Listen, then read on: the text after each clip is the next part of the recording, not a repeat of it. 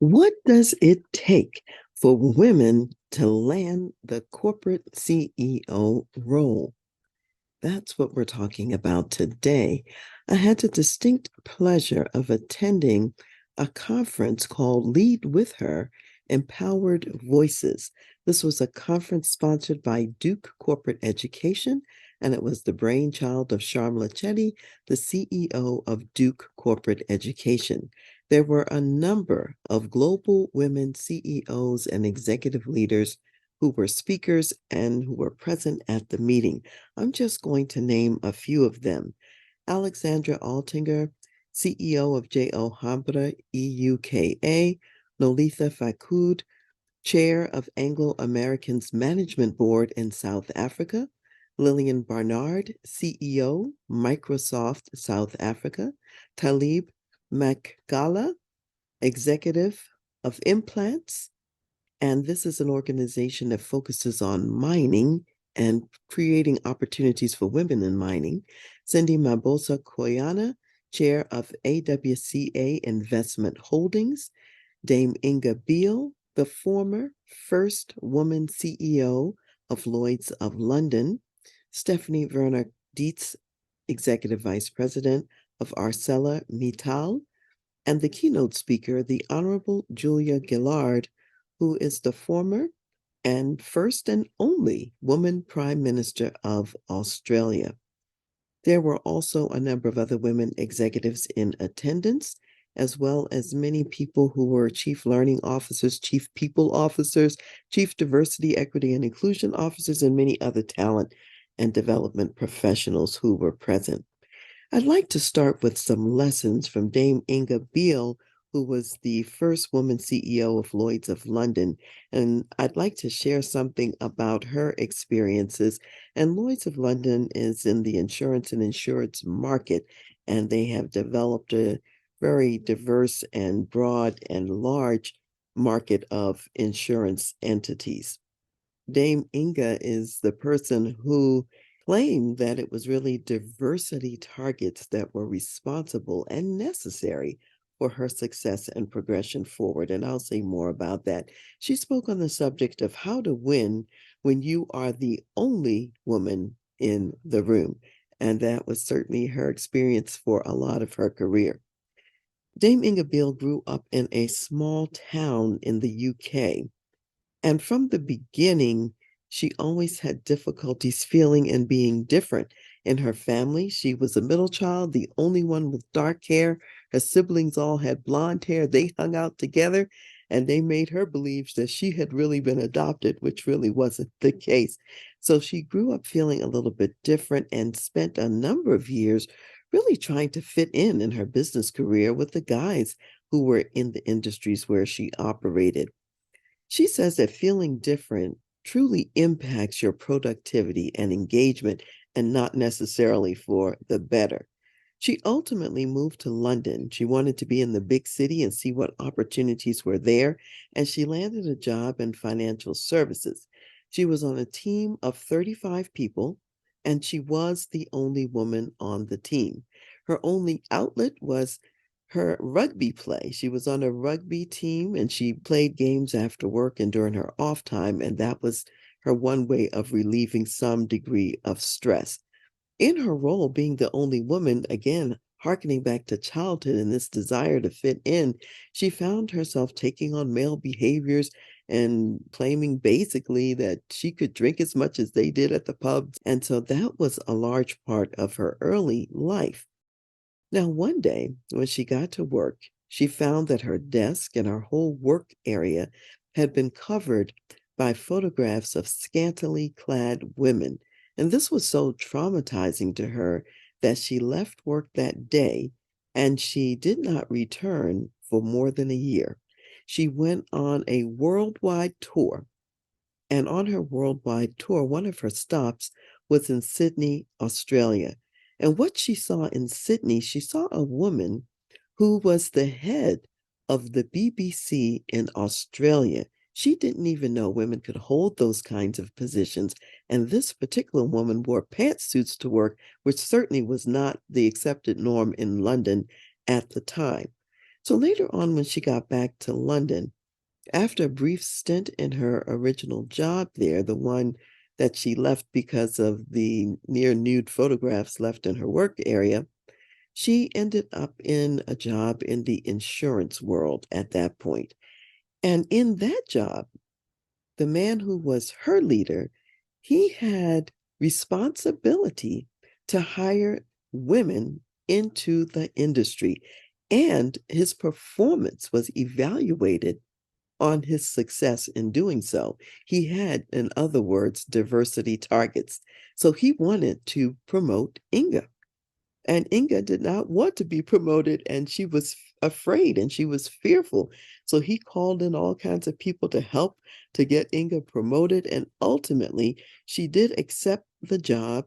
And she also took an assertiveness class so that she could be ready and able to step out as she needed to in this role. And what was preventing her was fear. It wasn't that she lacked talent, because she did not lack talent. She ultimately went on to work not only in the UK, she worked in the US, she worked in France, she worked in Germany. And then at some point, she took a job as CEO of a failing Swiss company. She was 43 years old at that time. This was a huge turnaround job. The company was failing, not doing well at all. And most men would not take the opportunity. They wouldn't look at it at all. They felt they had too much to lose. Well, she ended up turning that company around and doubled its market cap as a result of all the work that she did.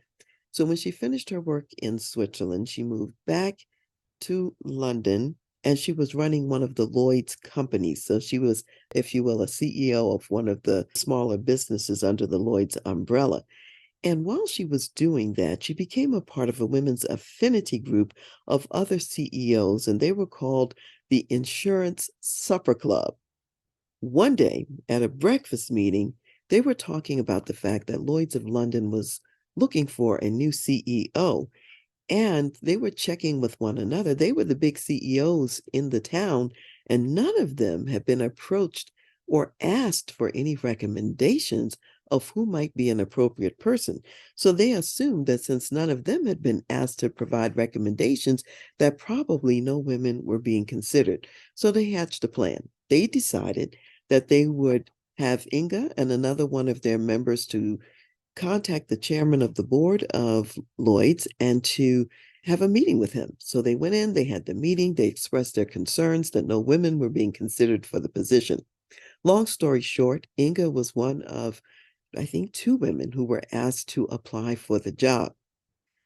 And as she was going through the interview, she thought to herself, oh, this is probably just some token exercise because we brought this issue up. She really didn't think she had a chance of being selected. However, she ended up being selected as the CEO of Lloyd's of London, and she was the first woman to be selected in this role after more than 325 years of male leadership.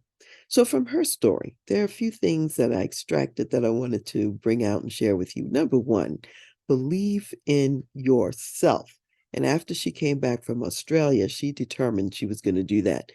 Number two, go out, see a broader view, whether that's internationally, outside of your country, outside of your industry, but somehow get outside of your normal day-to-day operations so that you can get inspired by what others are doing and what others are accomplishing elsewhere. Number three, take advantage of opportunities like the diversity targets that her boss had. There will be times when your organization incentivizing people to really move in some new directions. Should that happen to come to your doorstep and you can benefit, great, take advantage of it. Number four, continue to learn and to grow and to educate yourself. And in Inga's case, her assertiveness course was part of her own personal development and growth. Number five, chip away at the glass ceiling to the top. There's always that glass ceiling. You can see your way to the top, but you can't always get through that glass ceiling. So chip away at it. And six, get rid of the fear that seals the crack in the glass ceiling that you're making. So chip away at that fear, as she had to do to take that first big promotion. Number seven, avoid the trap of hiring people just like you. It may feel more comfortable to hire people just like you. However, what is more beneficial is to hire diverse people with complementary skills to your own. Number 8, take the risky jobs that men won't touch. In their cases, they often think they have a lot to lose. As a woman climbing your way up, you have zero to lose. Even though as a woman you're under more scrutiny and any failure is going to be dealt with a bit more harshness than with the male executive. The reality is women such as Inga have taken these tough jobs like the Swiss company, the turnaround, and have done wonders with them. And this is what makes a name for yourself as being that success person that you are. Number 9, create affinity groups with other women to provide support and to advance women's interest. One of the things that Inga said is that the men in Switzerland, they got that kind of camaraderie because they all had been in the army together, and that's how they built it. So women sometimes have to come up with other ways to get these things done. I also would like to share with you a few nuggets from Honorable Julia Gillard, who was the first and only woman prime minister in Australia. And in her case, she was dealing with the issue of misogyny. And misogyny is the intense dislike of, contempt for, and ingrained prejudice against women. It is a particularly onerous form of sexism that's used to keep women at a lower social status than men and to maintain patriarchy. Typically, when people are practicing misogyny, they're paying attention to a woman's appearance, her sexual activities and behaviors, how sweet she is, and how submissive she is. So, this indeed can be a problem. Julia Gillard was very famous for a speech that she gave in Parliament where she was calling out and dressing down a male colleague of the opposition party who was involved in very egregious misogynistic behavior. And she says this whole misogyny issue is like a cancer in organizations today.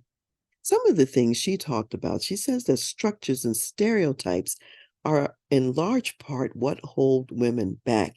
And she says gender equality is better for men too, because the stereotypes also keep men in very circumscribed roles. And there's some research she cited where men who are caretakers at home and who are watching the children are generally not respected by either men or women. And there are also certain career fields that a man not get a lot of support for if he chose to go into that field.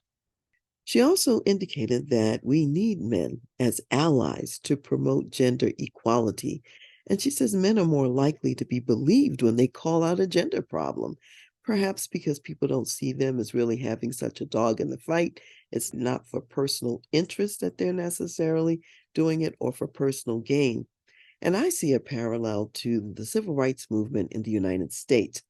It was necessary to have white allies because they held the power positions, and again, they could speak to their white colleagues and have the credibility to do so. So the civil rights movement would not have had the gains that it ended up having without having white allies, and women need male allies in the gender equality movement as well.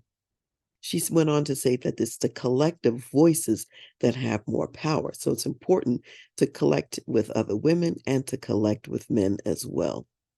An issue was brought up that some men are wanting to have an International Men's Day as well. And one of the things that Julia Gillard said about this is that there's always going to be some kind of a backwash that occurs when there's forward progress. Now, what I say about it is a little bit different. I say that men may also need some affinity groups because the whole workplace has changed post COVID. And as gender roles change, it affects both genders in any case. And men may need their specific groups to figure out their roles as allies. I have a client where the white males got together, created an affinity group so they could figure out how to leverage their position and power to promote diversity in their organizations and to partner with diverse colleagues in order to make a difference in workplaces. So, in my opinion, there is room for various different constituency groups to have their own affinity group to include men, to include white men. Julia Gillard also said that it's important to use data to better explain and illustrate the issues that are going on when it comes down to gender and to gain the support of others. Also, if you have data, you can establish and enable benchmarking because you'll look at the data and the progress this year, and you'll look at it next year and see to what extent you've moved the needle. She says there's still an issue of women's unpaid work, meaning all the work in the household. Women still carry the brunt of it, even during COVID, when both spouses were at home and the woman was the higher breadwinner or income earner. She still had the vast bulk of the non-paid work of childcare, homeschooling, and everything else that was going on in the home. Also, the cost of childcare arrangements is a huge issue that impacts especially women in the workplace. And companies that want to be best places to work really need to think about this and unpack the possibilities of how they can make a difference and make this better. So, what Julia Gillard also said is that it's time to start wargaming now, and I call it scenario planning. In other words, you're wanting to prepare for your future. You've been forewarned and forearmed by women who've gone ahead of you, who have already been in the CEO chair, so you can start making your plans for how you're going to lead yourself and others forward in the future. So, in the words of Brenda, who was one of the Duke Corporate University moderators, she said, when God made woman, he was showing off. So stand up and stand out. So I'd like to close this segment today with a reading from the book of Judges from the 4th chapter, and I'll be reading verses 8 through 10. And before I read this, let me mention that Deborah was a prophetess. She was the wife of Lapidoth.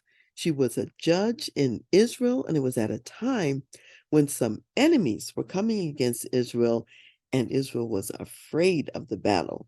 And Israel, for a while at this point, had been kind of disobedient, if you will, to God.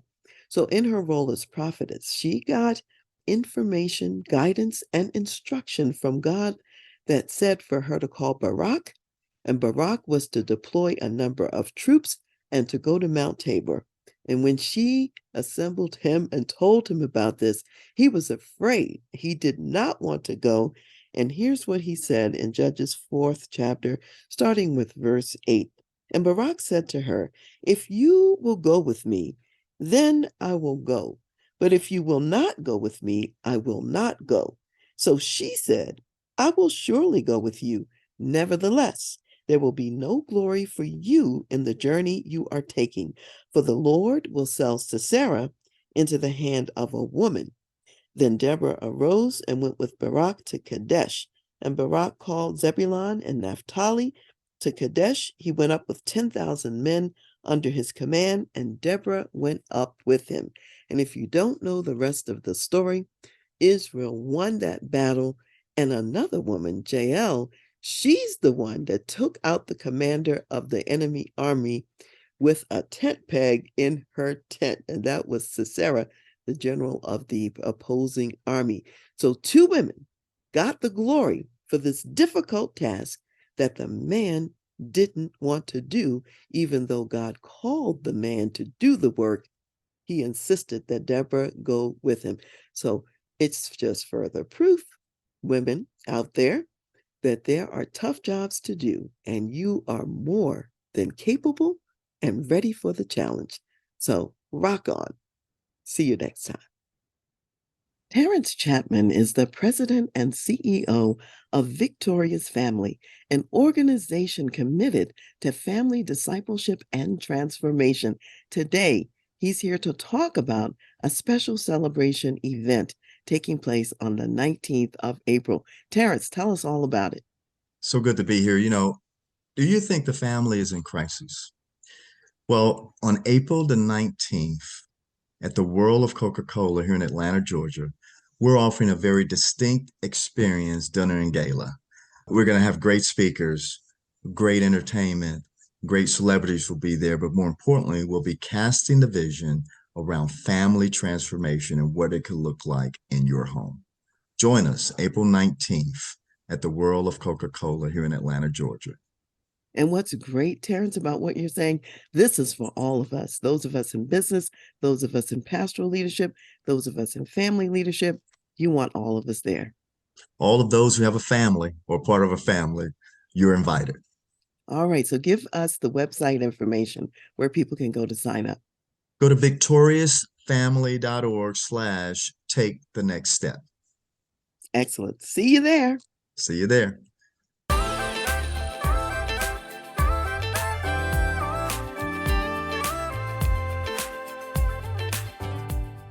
You've been listening to The Voice of Leadership with me, Dr. Karen Wilson Starks. And I want to give a special thanks to jazz saxophonist Ron McMillan for granting us permission to use his gifted music on our show. Thanks for listening, and remember to go to my website, transleadership.com, for more strategies, insights, and leadership resources.